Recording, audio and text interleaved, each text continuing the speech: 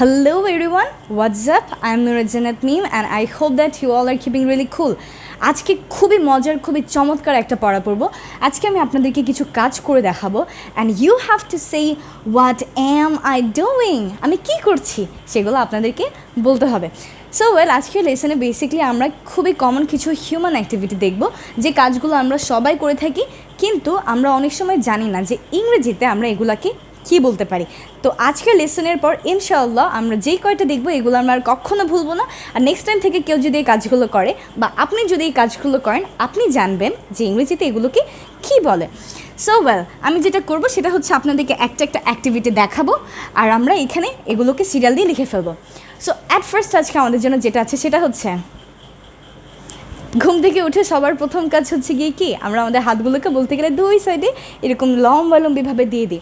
So এই যে আমরা দুই হাতকে দুই দিকে ছড়িয়ে দিচ্ছি এই অ্যাক্টিভিটিকে ইংরেজিতে কি বলা যায় জানা আছে?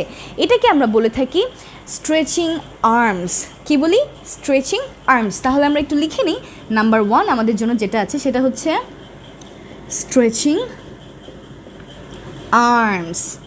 নাম্বার 2 আমরা যেটা দেখতে চলেছি সেটা হচ্ছে আঙুল ফুটানো।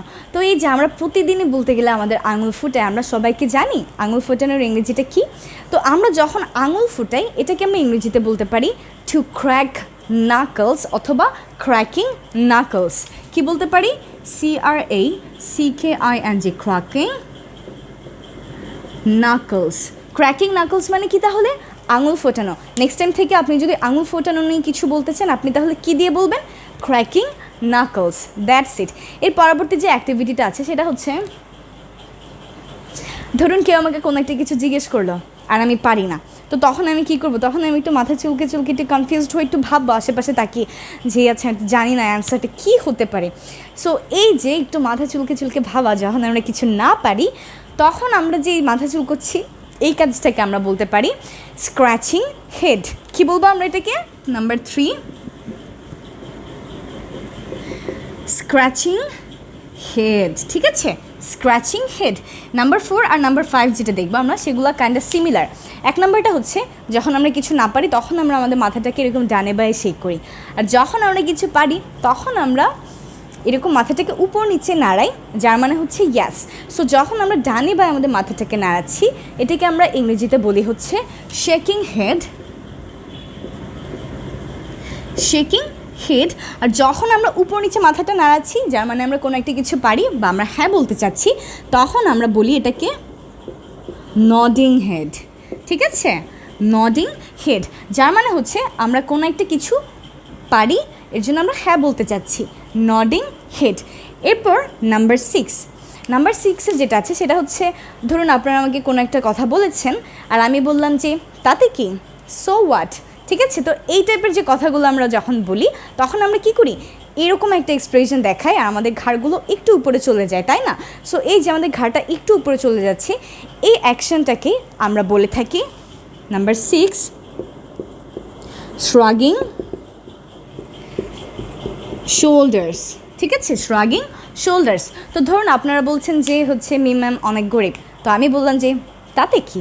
সো এই যে তাতে কি এর জন্য আমি কী করলাম? আমার ঘাড়টাকে একটু উপরে নিয়ে নিলাম আর আমার এক্সপ্রেশনটাকে এরকম করলাম, এটাকে আমরা বলি কি শ্রাগিং শোল্ডার্স। শ্রাগিং শোল্ডার্স। আশা করছি মনে থাকবে। নাম্বার 7টা একটু দেখি। নাম্বার 7 আমাদের জন্য কি আছে? নাম্বার 7 আমরা যেটা দেখতে চলেছি সেটা হচ্ছে এই অ্যাক্টিভিটিটা আমরা কি করি? আমাদের দুই হাতকে এরকম বেঁধে ফেলি। সো এই যে আমাদের দুই হাতকে আমরা বেঁধে ফেললাম এই অ্যাকশনটাকে আমরা কি বলবো? এই অ্যাকশনটাকে আমরা বলি ফোল্ডিং আর্মস। কি বলি? Folding arms. Folding arms. এরপর নাম্বার 8 আমরা যেটা দেখতে চলেছি সেটা হচ্ছে একটা বাজে অভ্যাস, দাঁত দিয়ে নখ কাটা। সো এটা আসলে করা উচিত না, এতে অনেক ধরনের প্রবলেম হয়ে থাকে, অনেক জীবাণু থাকে যেগুলো আমাদের পেটে চলে যেতে পারে, তাই না? সো এই যে দাঁত দিয়ে নখ কাটা এটাকে ইংরেজিতে আমরা বলি হচ্ছে বাইটিং নেলস। কি বলি?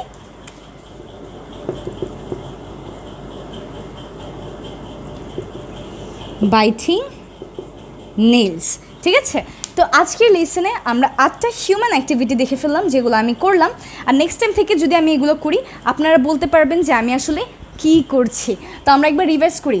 ফার্স্ট এটা কি, স্ট্রেচিং আর্মস, এইটাকে আমরা বলি স্ট্রেচিং আর্মস। তারপর কি আছে, ক্র্যাকিং নাকলস, যার মানে হচ্ছে আঙুল ফুটানো। তারপর আছে স্ক্র্যাচিং হেড, যখন আমরা কোনো কিছু না পারি আমরা একটু এরকম মাথাটাকে চুলকাই, সেটাকে আমরা বলি স্ক্র্যাচিং হেড।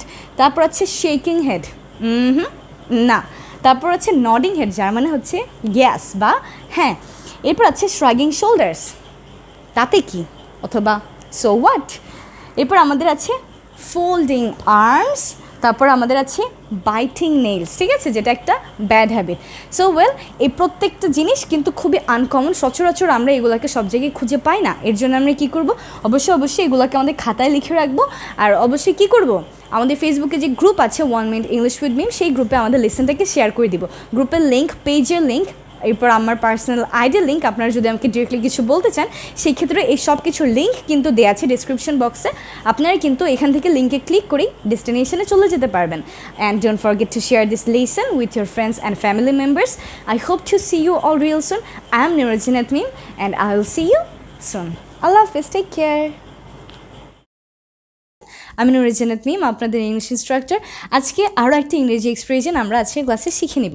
সো আজকে আমরা কোনটা শিখতে চলেছি, আজকে আমরা যে এক্সপ্রেশনটা শিখতে চলেছি সেটা হচ্ছে গো সামওয়ানস ওয়ে। সো এই সামওয়ানের জায়গায় কিন্তু আমরা যে কোনো একটা কিছু বলতে পারি। ফর এক্সাম্পল, আমরা আমাদের নিজেদের কথা বললে আমরা বলবো হচ্ছে গো মাই ওয়ে। আমরা যদি হি সে দিয়ে বলতে চাই তাহলে কি বলবো, গো হার ওয়ে, অথবা গো হিজ ওয়ে। এরকম করে যে কারোর নাম দিয়েও কিন্তু আমরা বলতে পারি। সো এই এক্সপ্রেশনটার মানে আসলে কি সেটা এবার জানতে হবে। অনেক সময় এরকম হয় যে আমরা কোনো একটা জিনিস প্ল্যান করি আর আমরা ভাবি যে জিনিসগুলো সেরকমই বোধহয় হবে, তাই তো। এখন জিনিসগুলো যদি আসলে আপনার প্ল্যান মতো হয় বা আপনি যেরকম এক্সপেক্ট করেছিলেন জিনিসটা হওয়ার সেরকমই হয়, সেসব সিচুয়েশনে আপনি বলতে পারেন that thing went your way, ঠিক আছে। তার মানে সেই জিনিসটা আপনার মতোই হয়েছে, আপনার প্ল্যান মতোই হয়েছে। So we can say that, meaning something happens according to the plan or expectation। তার মানে আমাদের প্ল্যান বা এক্সপেকটেশন অনুযায়ী কোনো একটা কাজ হওয়া। ফর এক্সাম্পল, কোনো কিছু যদি আমার প্ল্যান মতো হয়, তার মানে আমি যেরকম প্ল্যান করেছিলাম বা আমি যেরকম ভেবেছিলাম সেরকম হয়, তাহলে আমি বলতে পারি কি, যে দ্যাট ওয়েন্ট মাই ওয়ে। তার মানে সেটা আমি যেরকম ভেবেছিলাম সেরকমই হয়েছে। মাঝে মাঝে আমরা বলি না যে সবসময় তুমি যাই ভাবো তাই হয় না। সো এটাকেও কিন্তু আমরা এই এক্সপ্রেশনটা দিয়ে বলতে পারি যে things can't always go your way. তার মানে আপনি সবসময় যেরকম আসলে চান সবসময় সব কিছু সেরকম হয় না, মাঝে মাঝে হয় না। সো এই যে আমাদের প্ল্যান বা এক্সপেকটেশন অনুযায়ী কোনো একটা কাজ হওয়া বা না হওয়া, সেই সিচুয়েশনটাকেই কিন্তু আমরা গো সামওয়ানস ওয়ে দিয়ে প্রকাশ করতে পারি। এবার আমাদের কাজ কি, আমাদের কাজ হচ্ছে নিজেরা চেষ্টা করতে হবে যে go my way, go his way, go her way, অথবা ওয়েন্ট মাই ওয়ে যদি আমরা পাস্ট ফর্মে বলি, went his or her way, অথবা যে কারো নাম দিয়ে আমরা আমাদের কয়েকটা সেন্টেন্স নিজের অবশ্যই প্র্যাকটিস করব। আর কি করতে হবে, প্রতিদিন ইংরেজি শুনতে হবে, প্রতিদিন ইংরেজি বলার চর্চা করতে হবে। আশা করি আপনারা সবাই এগুলো করবেন। দেখা হবে আপনাদের সাথে পরবর্তীতে কোনো একটা শর্ট টিউটোরিয়াল নিয়ে। সেই পর্যন্ত সবাই ভালো থাকবেন এবং সুস্থ থাকবেন।